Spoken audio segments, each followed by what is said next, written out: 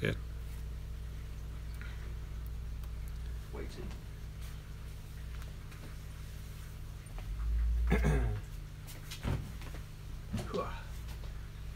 Just want to look over the front, mate, so it looks.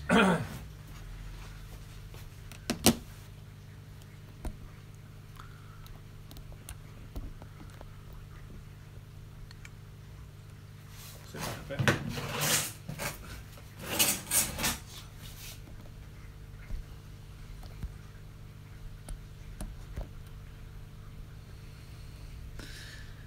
You okay? Yep. Cool. Any watches? Yeah, Dean Davis, just in Brazil. Okay, Yeah, cool. lots of people. Thanks for joining, guys. Live from Aquarium Gardens. Dave Pearce, the owner. I'm George Farmer. Welcome to a live stream all about this lovely nature aquarium. So, Dave, do you want to tell us a bit about it? Yes, so this aquarium was set up about 15 months ago by myself and a good friend, and it's come a long way since then, really. A lot of things have changed, not only the layout but the equipment as well. Plants, we add things, add plants, take plants away, and it's been a real long-term kind of Evolution. Yeah, absolutely, yeah. So let's chat about the equipment. So starting from the top, EcoTac Radion. Yeah, Radion freshwater LED. Gen 4. Yes, the latest Pro version. You know? Can't remember now, yeah. But it's good, isn't it? It's strong. It's very on strong. about half. It's about half. It's about 60%ish roughly at the moment. So But very point source, awesome Yeah. glitter lines you can probably see. It has an app. You haven't hooked the app up yet, but I heard it's very good. Yeah. So you can control all sorts of things on it. So yeah, it suits this tank because it's black and got the black cabinet, black trim. So yeah, the lights, really good light, more than enough for this tank, I think. Yeah. We were running a beams work on it, two beams work, which is quite strong lighting. Quite strong, yeah. But that, and they also covered the top as well, the beams, so you actually get more of an aerial view with this light, which is quite cool. Yeah. And then the tank itself, clear seal, it's regular float glass, 60 centimetres long, 45 by 45 centimetres high and deep. It's on a clear seal cabinet, and then we've got CO2 in line, pressurised CO2 in line, external filter with a glass inlet and outlet, and then an Eheim surface skimmer. So, and an internal heater, which I don't think we're using at the moment because it's so warm. And the aquascape itself then, so it's a soil substrate. Yeah, we're using Tropica soil. Tropica substrate there. And then we've got a classic carpet there of Eleocharis parvula. SP Mini. Yeah. Ah, it's a mini, but it's curled over a bit, isn't it? Like and this has not been trimmed at all, has it? In 15 months. I mean, every now and again I might go through it with a comb or something, or a toothbrush to get the dead bits out and things like that. Yeah. But it's so super compact and it's still really healthy. The root mass is just totally entangled all across the front there. A little bit of blackbeard algae or blackbrush algae on the wood. We did run out of CO2, didn't we, a few weeks ago? Yeah, over the weekend the bottle ran out, so we had a bit of an algae and it was issue. It really looked pretty sorry for itself, didn't it? All the plants were looking a bit sorry for themselves, a bit yellow, a bit sort of just not healthy. But it's come round, so. Looking good. I mean, the aquascape itself is fairly low maintenance. The only real trimming I do on it is this Hygrophila polysperma, which is a classic weed. I've got some Bucephalandras there, which hardly need trimming. Moss that needs thinging out now and again. This Bulbitis looks incredible. It's just really healthy, really bright green. Love it. Got a little bit of Java fern in there. I popped in there today. Some Plecostemon erectus stems, some Plecostemon Helferi, Anubius. But yeah, it's just a nice. We call it a fusion layout because it's not quite pure nature aquarium style. Elements of Dutch because we've got the nice groups of planting. So yeah, we've called it a fusion. Yeah. Fusion that layout. Blend of Dutch and nature aquascape. There is quite a lot of fish in there, but they're all a bit camera shy. Got some Cardinal Tetras, Pentazona barbs, and and a couple of Galaxy Raspberries in yeah, there Galaxy as well, but they're Raspberries, quite yeah. timid. Cherry shrimp breeding in there as usual. Breed anywhere, don't they? Any comments? Any questions? Yeah, let's have a look. I forgot my iPad today, guys. Sorry, I normally have it and I can answer you. So we're using Dave's phone. Yeah, just in Brazil, guys. How do I support the substrate when banking it up? Is there anything I can use to stop it sliding? Yes. Yeah. So, oh, postman's here. That's all right. No worries. Come in. Yeah, you can use either rocks to bank to use to break up the lines and bank up the substrate, or you can use. I cut up corrugated plastic into little squares and then insert them into and that'll stabilise the substrate in building it up. So that works very well. Yeah. Good answer. What substrate is best in your view for a planted tank?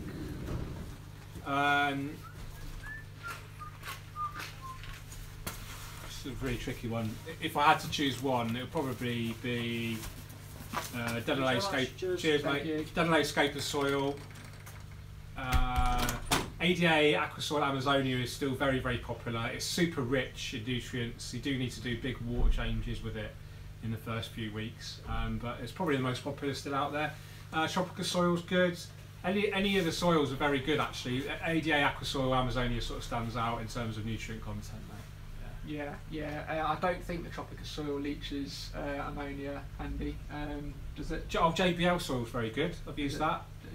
JBL. Yeah, I've not used that. That's good stuff. Yeah. I think a lot of them are very similar to each other, so I just go for what suits your budget, really.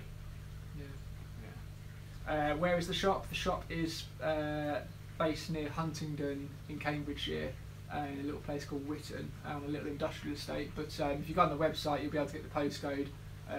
Aquarium Gardens. Yeah. Are we getting bad reflection? Yeah, I'll go and put that back across. Dave's just sorting out there. We've got a lot of light coming through, so we're just sorting that out. I'll just go through the questions, guys.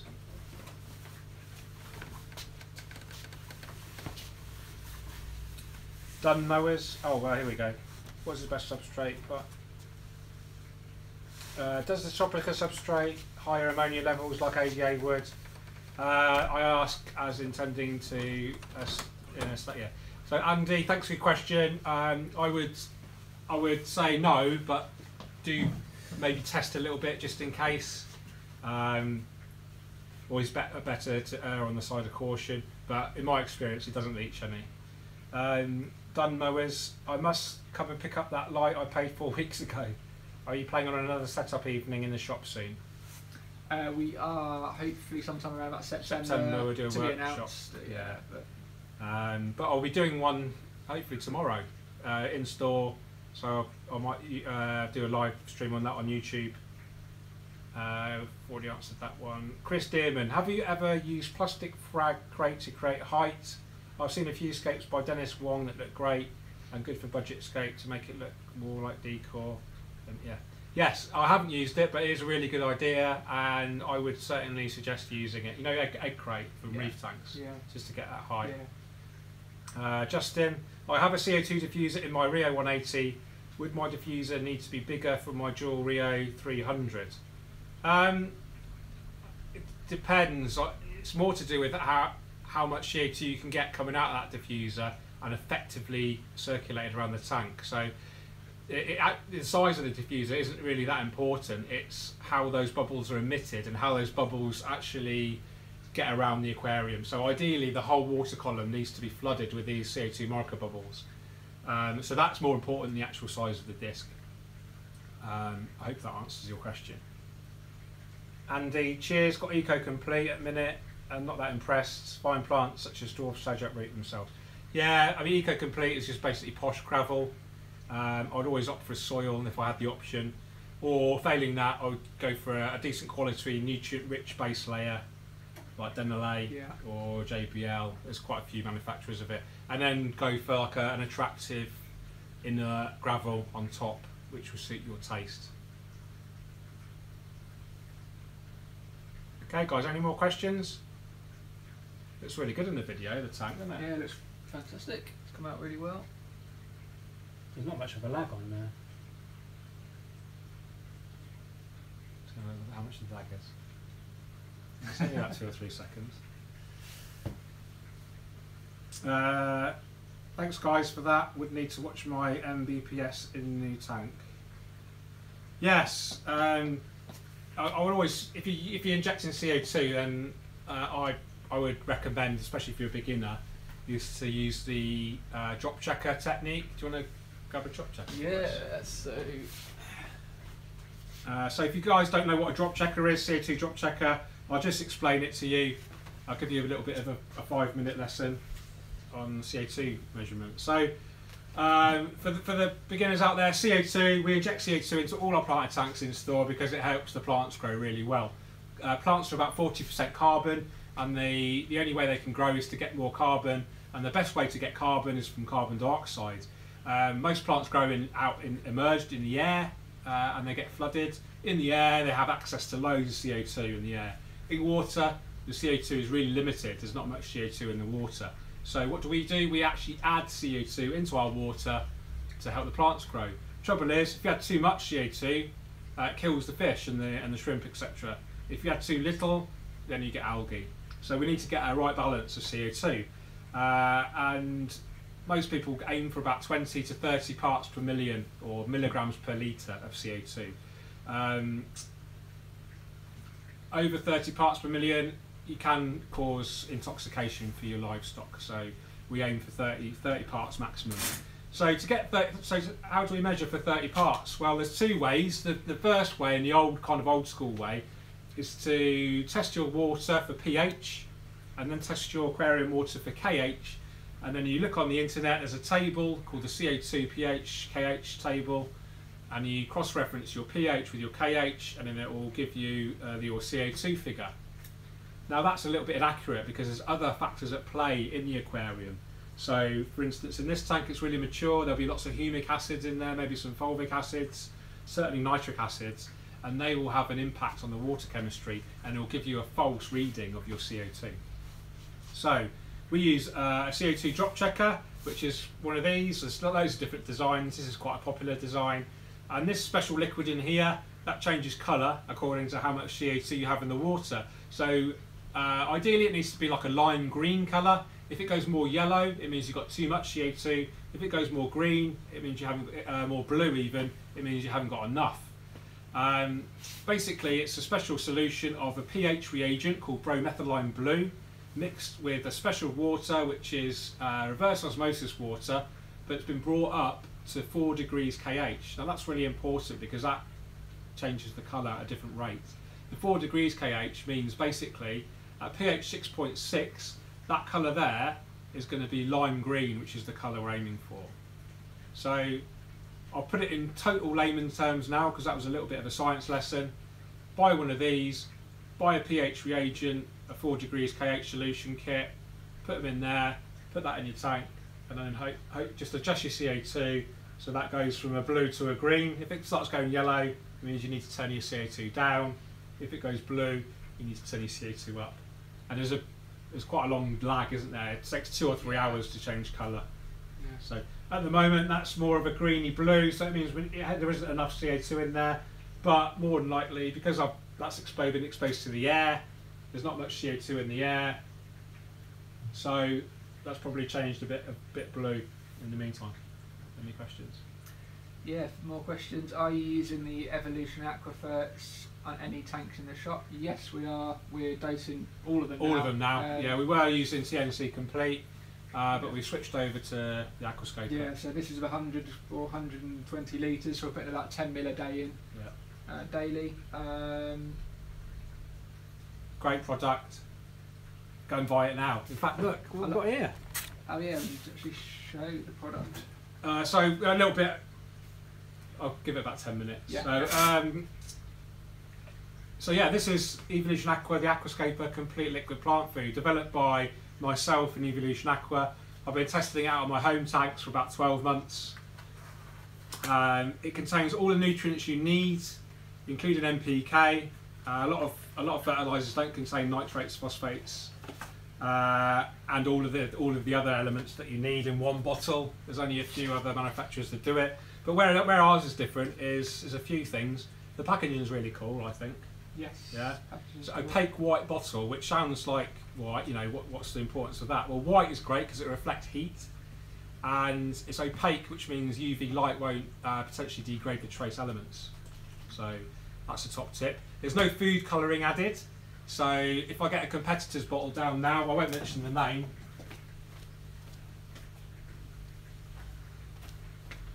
But this is a very popular competitor, all-in-one liquid fertiliser, and they add food colouring.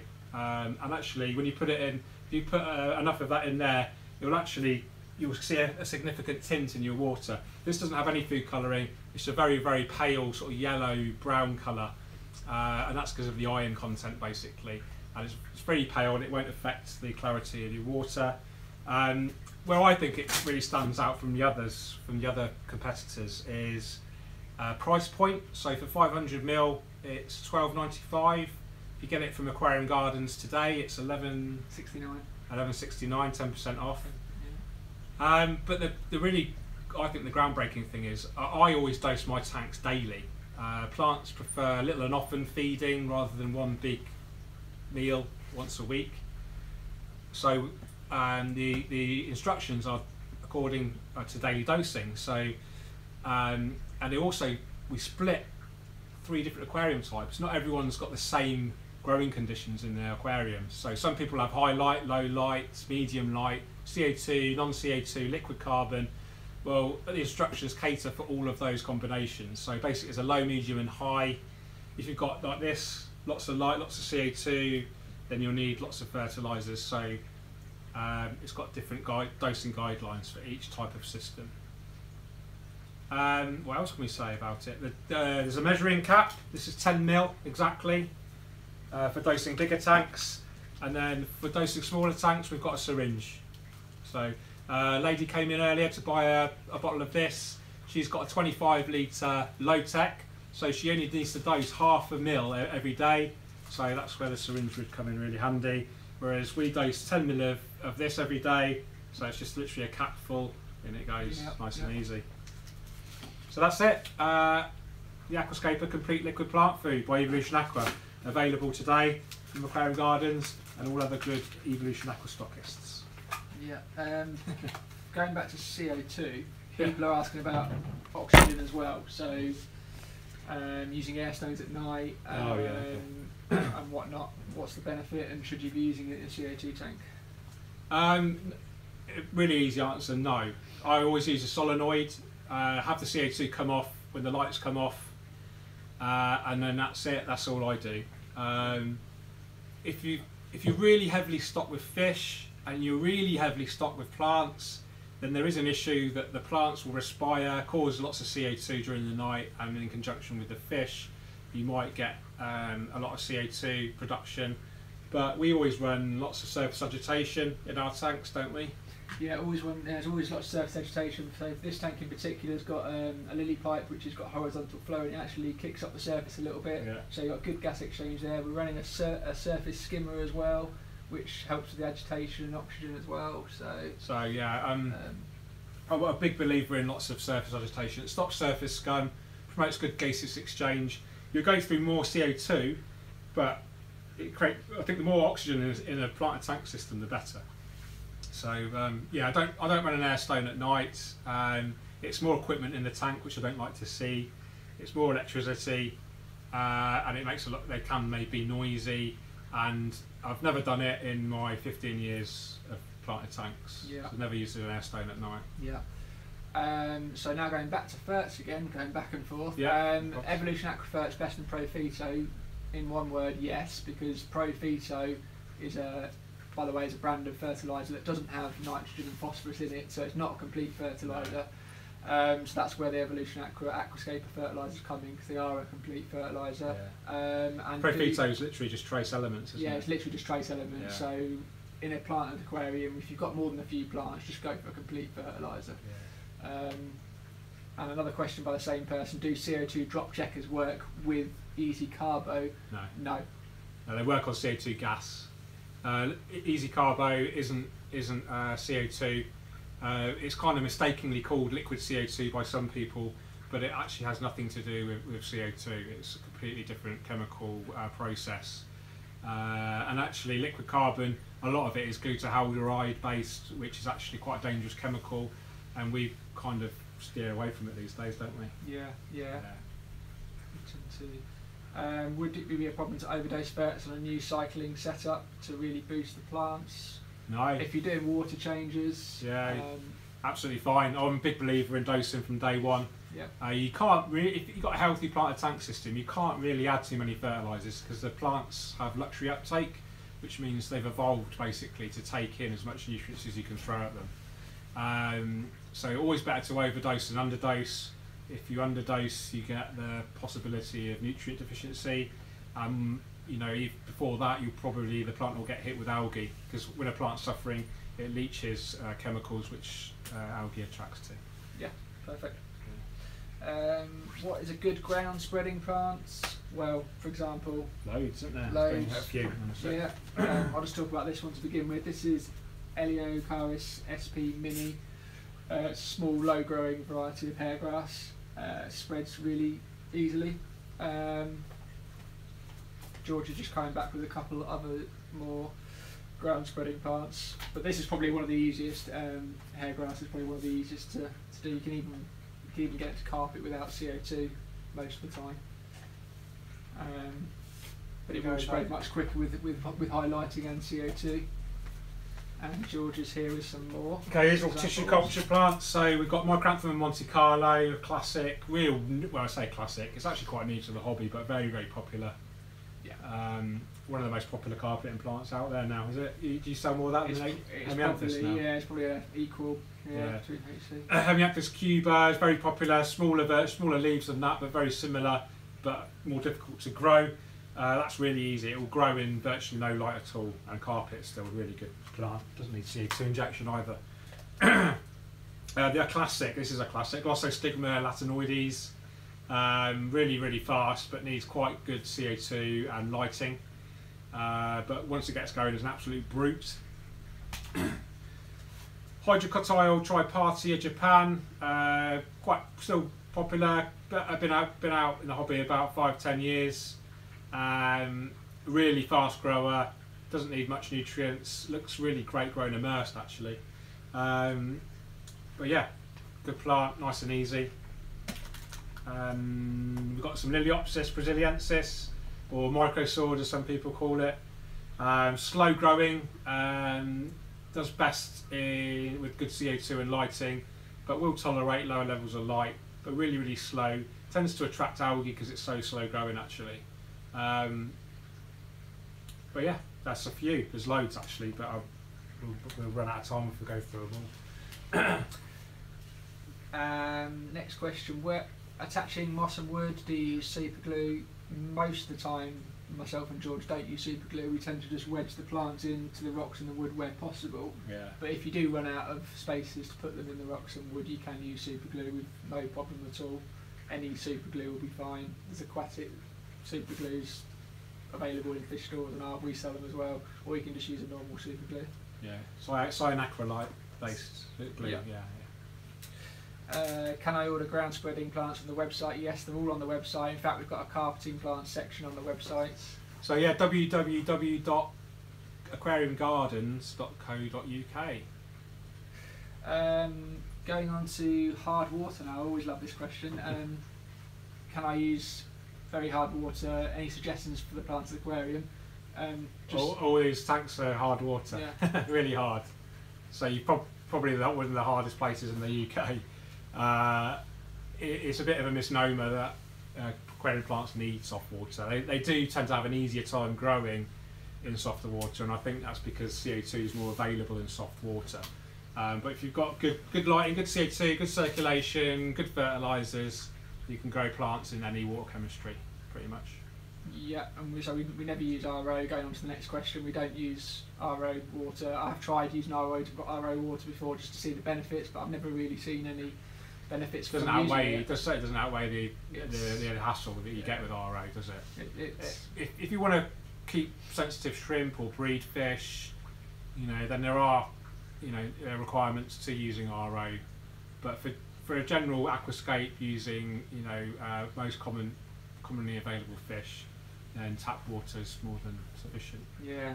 And Andy Lees is using his nitrates in his tap water is 40 ppm. Yeah. That's good. With the test strip. I've cut back on the KNO3 dosing. Is that a good idea? Do you know what? Just do what you used to. If your plants are growing well, just keep at it, do whatever you're doing. If you're experiencing issues, then yeah, try changing one thing, but just change one thing at any one time. See how it affects your result. The danger of changing more than one thing at one time is you don't know what which thing that you changed had the result. So, but not 40 ppm of nitrates seems a lot out of the tap, but the plants will happily use it. You could probably even dose more. If you're using an all-in-one fertiliser, obviously you can't cut back on the nitrogen dosing. The thing is with nitrates in tap water, I think it's inorganic nitrates, isn't it? Which I don't think has any detriment at all on the. And in a planted tank, nitrates don't cause algae; they just feed the plants. So. Yeah. Going back to a question I missed, adding livestock. How long would you normally leave it until you add livestock initially? I normally wait 3 to 4 weeks. In a brand new tank with new substrate, new filter. Yeah, about 3 weeks or so. I tend to use mature filters, so I just stock straight away with shrimp. And then I normally let the plants grow in, and then I'll have a little think about what plant or what fish I want to stock in terms of aesthetics and do they suit the aquascape. Yeah.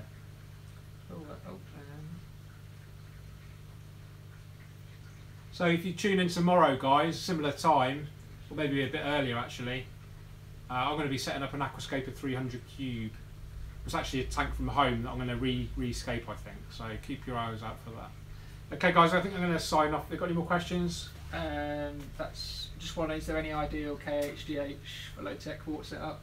No real ideals. No, I mean the old books used to say KH sort of 5, GH 8 is ideal, but I don't think plants are fussy. Simple as that, really. If you've got high chlorine in your water, Chris, just use a dechlorinator such as Seachem Prime. There's lots of others out there. Yeah. Or let it off gas for 24 hours. Yeah. But there's loads of dechlorinators out there. Or you can get an inline dechlorinator, even Evolution Aqua do that. So basically a big carbon pod that you put in line with your tap. Apparently he's used tap safe and things, and he's still got high chlorine levels, but technically if you're using a tap safe it should deal with it. Should do it, yeah. I mean if you're reading high chlorine, then after tap safe or another dechlorinator, then I'll probably having words with your water supplier, because that sounds quite dangerous.